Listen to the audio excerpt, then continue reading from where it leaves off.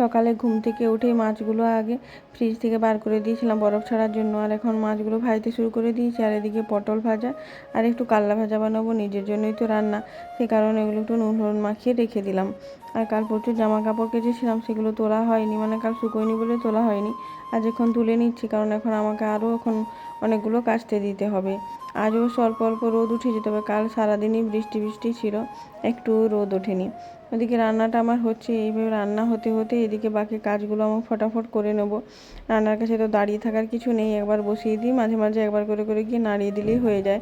তো তখন এদিকে কাজগুলো ফটাফট করে নিয়ে জামা কাপড়গুলো গুছিয়ে এখন এগুলো আলমারিতে তুলে রাখতে হবে। আর বেডশিটগুলো এখন তুলে রাখছি, এখন তো নতুন বেডশিট পেতে দিয়েছি, মানে কাচাকুচি করা। এখন ওটা যতদিন না তুলছি ততদিন এই বেডশিটগুলোর আর দরকার হবে না। আর এদিকে একটা দুটো জামা কাপড় যেগুলো রয়েছে তুলেছি, মনে হচ্ছে যে অল্প অল্প ভেজা আছে, এগুলো আবার মেলতে হবে।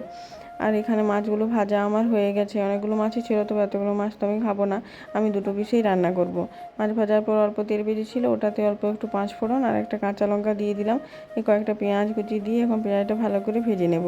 আজকে মাছটা বানাবো বেগুন দিয়ে, মাছের ঝোল বানাবো।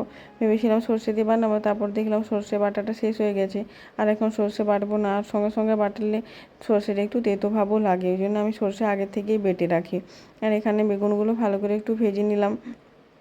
এবার সব রকম মশলাগুলো দিয়ে দিলেই হয়ে যাবে। আমি তো মাঝে মধ্যে বেগুন দিয়ে মাছের ঝোল বানাই, তবে অন্যদিন আলুও দিই, আজ আর আলু দিইনি। আলুটা দিলে আবার সেদ্ধ হতে অনেকটা সময় লাগবে, আর অতটা সময় আমার কাছে নেই। আর এই যে আদা রসুনের পেস্টটা তো আমি সবসময় আনিয়েই রাখি, কারণ সবসময় আদা বাটা সম্ভব হয় না, ওই আদা রসুনের পেস্টটা অল্প দিয়ে দিয়েছি। এখানে বেগুনগুলো ভালো করে একটু সেদ্ধ করে নেবো, আর তার সাথে দিয়ে দিচ্ছি মাছগুলো। কিছুক্ষণ ঢাকা দিয়ে রেখে দিলেই মাছের ঝোল কিন্তু রেডি হয়ে যাবে। আর জলটা একটু শুকিয়ে গেলেই আর এটা নামিয়ে নেব। দেখুন মাছের ঝোলটা আমার রেডি হয়ে গেছে, আর যদি একটু ধনেপাতা থাকতো তাহলে আরও ভালো লাগতো। মাছটা আমার হয়ে গেছে, এখন এই ভাজাভুজিগুলো করলেই হয়ে যাবে। আর এদিকে আমার ছেলে তো উঠে গেছে, ওকে নিয়ে এসেছি রান্নাঘরে, আর ওকে একটা দুটো খেলনা আর একটু কিছু দিয়ে বসিয়ে রাখি, তখন আমার রান্নাটা হয়ে যাবে। পটল ভাজাটা আমার আগে হয়ে গেছে, এখন এই করলা ভাজাগুলো বানাচ্ছি। চলুন টাটা।